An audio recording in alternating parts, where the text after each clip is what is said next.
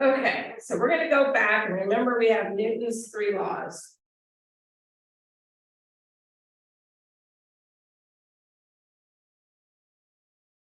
And we start out with an object in motion.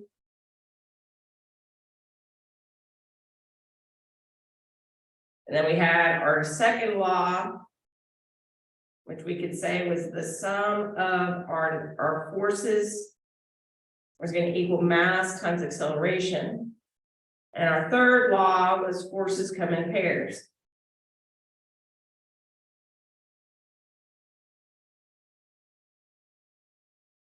But we also said that this was impulse is equal to change in momentum. So we said that. We talked about, even though we didn't, we even talked about it and we showed that this was also a special case in terms of weight. So it's also a special case in terms of weight. And we said that because we talked about that we had the universal law of gravitation.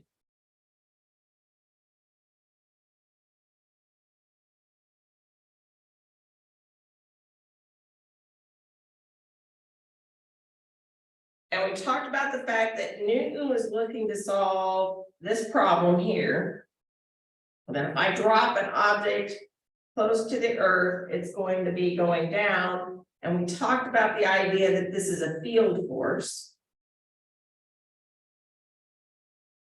versus a contact force.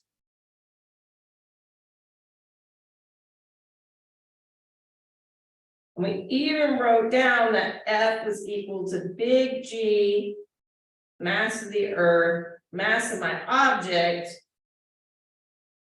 divided by r squared, and then this thing right here gave us our force due to gravity. Or gave us our acceleration due to gravity. And so we could write this law in a more generalized form. And we could say that this is this universal constant. And we could look at mass 1 of the object, mass 2 of the object, divided by r squared.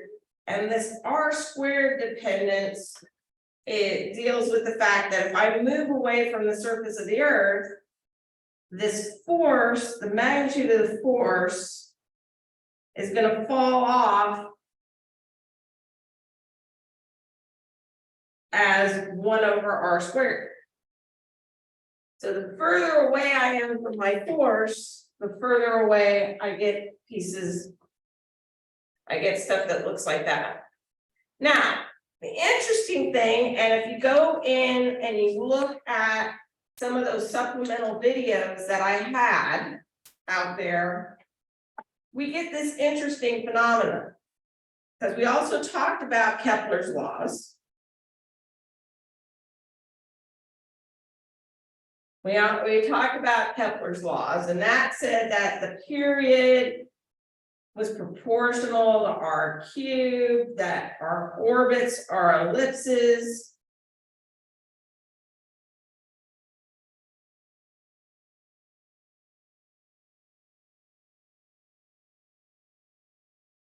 And that we had this area sweep. So we actually talked about those, but the thing about that is we did talk about the fact that Newton was trying to solve this problem. Here's my moon, and here's the earth, and the moon is going to rotate around the earth. And we don't necessarily have to know how far away we are. We can look at the period because we can go back through the period. And the idea behind this gives us something that we call centripetal acceleration. Okay, we get centripetal acceleration. And my centripetal acceleration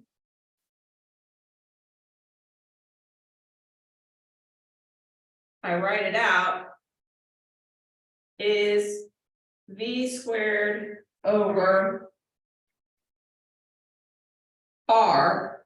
And if we want to look at the units of that, v squared over r, my units are meters per second squared divided by meters. So this gives me meters squared, seconds squared divided by meters. One of those cancel out and I get meters per second squared. So I get an acceleration. Now this is a centripetal acceleration. So I can go back and look at my Newton's law of gravitation, and because I've got that r squared there, I can look at those pieces, and that really brings together this idea that things are moving in a circle. And we've experienced this. So, if we think about amusement park physics,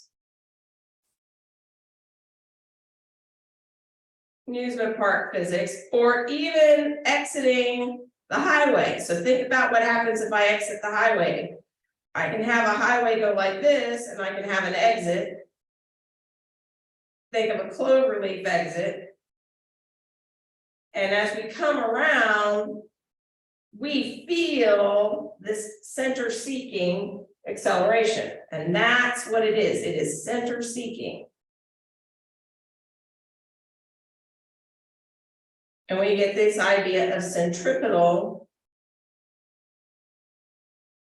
acceleration. And that is going to be AC is equal to V squared over R. So we have that. So we're kind of coming back at this idea in a little bit of a different approach, because what we want to do is we want to think about things that travel in circles.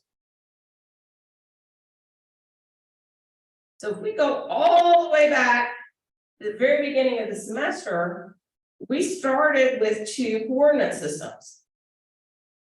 We started with, if this was y and this is x, I have a vector, some vector, and I could describe that vector as its x component and its y component.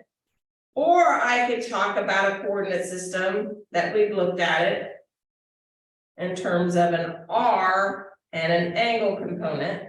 And this component would be an r theta, and we could call this polar.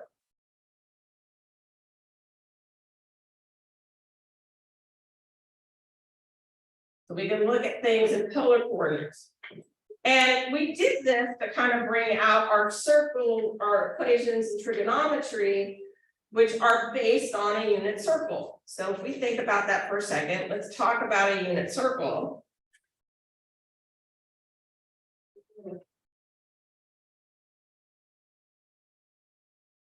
So if I draw a circle here,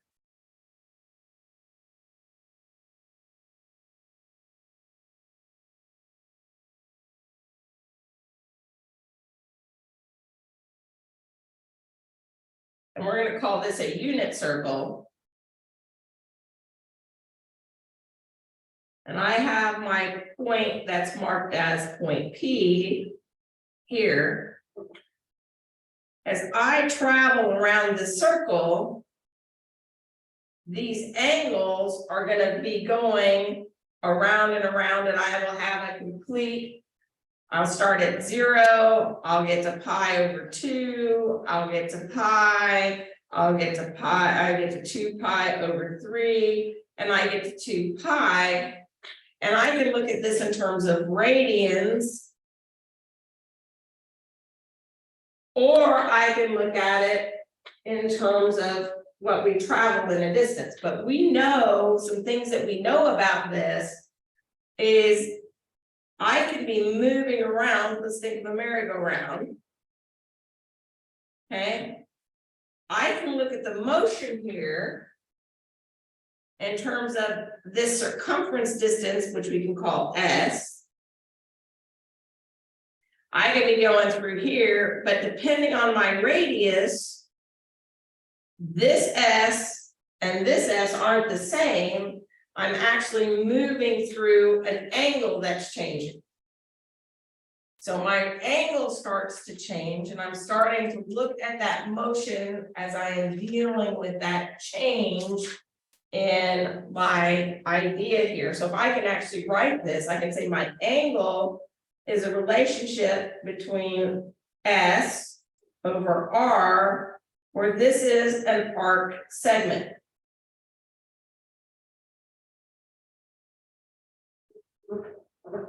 And if I'm playing the game that we were talking about, so I'm the marching band person, and I'm staying right here, and I'm moving in my circle. As the further away from there I'm at, the faster these people are going to have to move in order to keep this line nice and straight.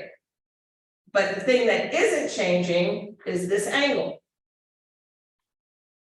So I can look at this angle, I can look at a change in angle with respect to time, and that is going to be defined as an angular velocity.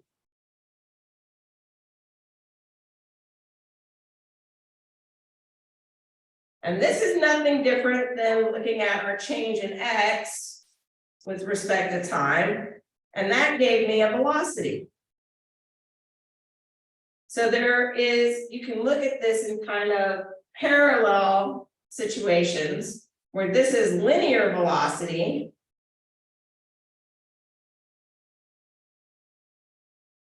And I have angular velocity, so we can do the same thing. I can take the limit as t goes to 0, and that will give me instantaneous.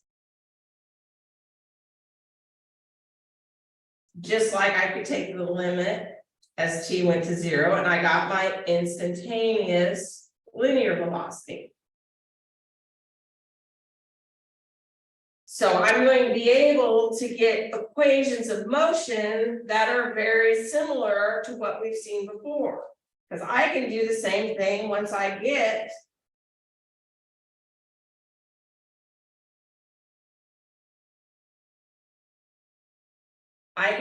a change in angular velocity with respect to time. We're going to define that as angular acceleration, and we're going to use this alpha.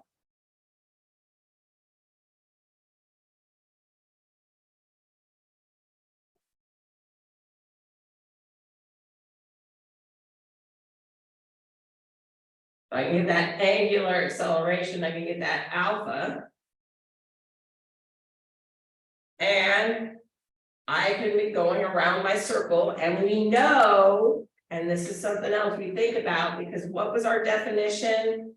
Our definition of acceleration?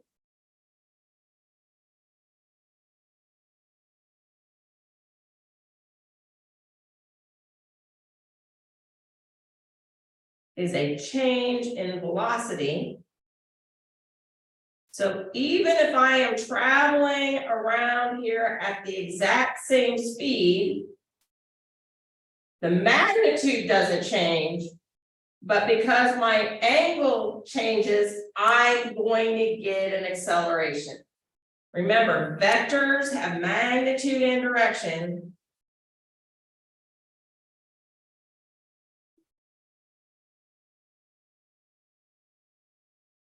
And even if I don't change my magnitude stays the same, my direction is changing, I'm going to get an angular, I'm going to get an acceleration because I'm changing my angle.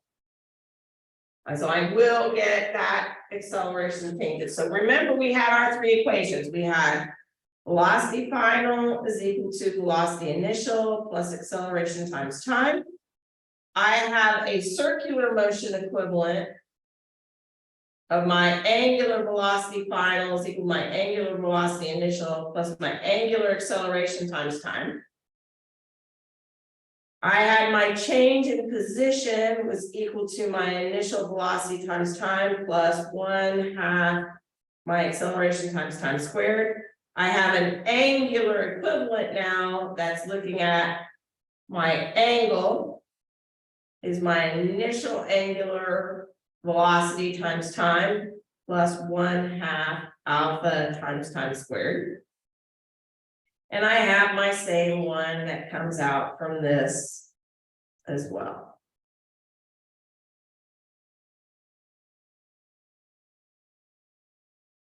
And guess what? These problems are going to work very similar to the problems that we've had before. Just that now we're going around in a circle and we're not dealing with anything else. Now, a couple of things. I started out with my angle is equal to my arc length divided by the radius. My arc length can equal my angle times the radius. So we are going to be using radians. So if I have radians are considered unitless. So I can convert between a linear value to an angular value.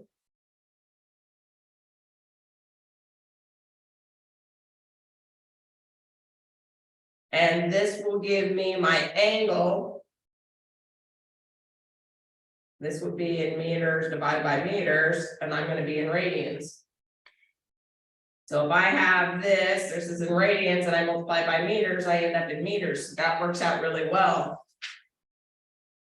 When I'm dealing with my conversion for this one, my angular velocity is equal to my linear velocity divided by this. So R omega is equal to my velocity. This gives me meters per second. But my omega will be in radians per second. So while it's an angular velocity, I also need you to think about this as an angular frequency.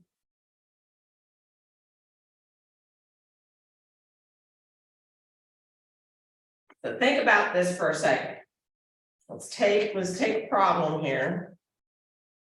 So I have a tire, and let's think I've got a rock in my tire.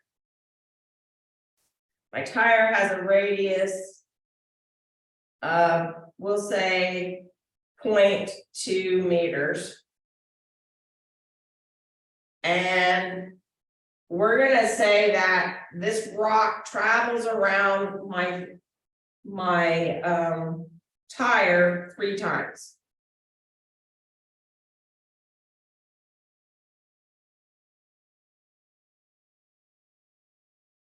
And we're going to actually say it's 3 times in 10 seconds. We want to know the angular velocity of the rock.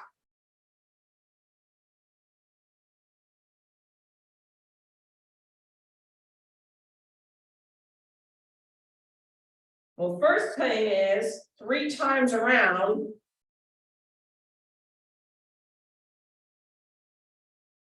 One time around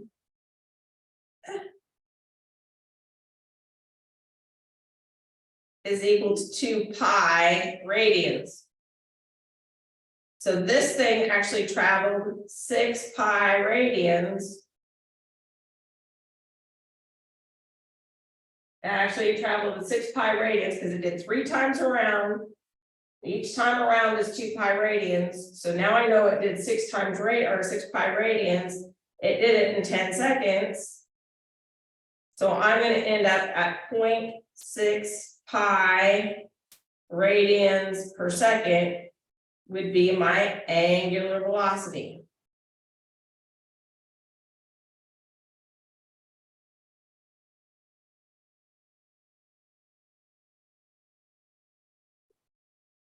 So these are problems you guys have done in the past. You just haven't thought about it in terms of physics. Now, if we wanted to say, let's say we have a mark and we wanted to think about how far that traveled in the linear direction. So the linear direction is my circumference times my change in angle times the radius. Well, my change in angle was 6 pi. My radius was 0.2 meters, my rock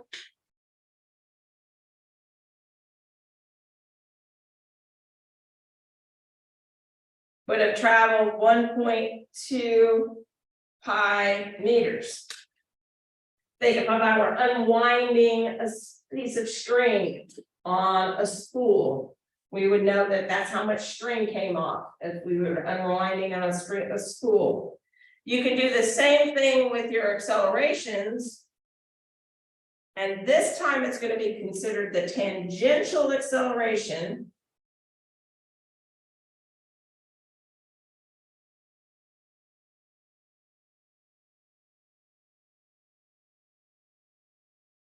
Is going to be r times alpha. So we can convert from those linear to the other. And so let's talk about what that is. So I've got an object that's traveling around in a circle. So here's my object that's traveling around in a circle. It has a center seeking, which is my centripetal acceleration, and it has a piece of acceleration that's considered my tangential acceleration. So my acceleration total, the magnitude of the acceleration total is the square root of my tangential acceleration plus my centripetal acceleration. This is my center seeking.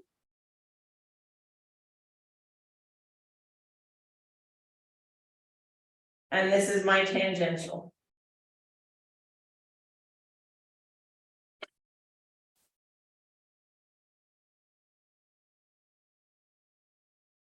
All right, it's late in the day. You guys have lots to be doing. When we come back together tomorrow, when I'm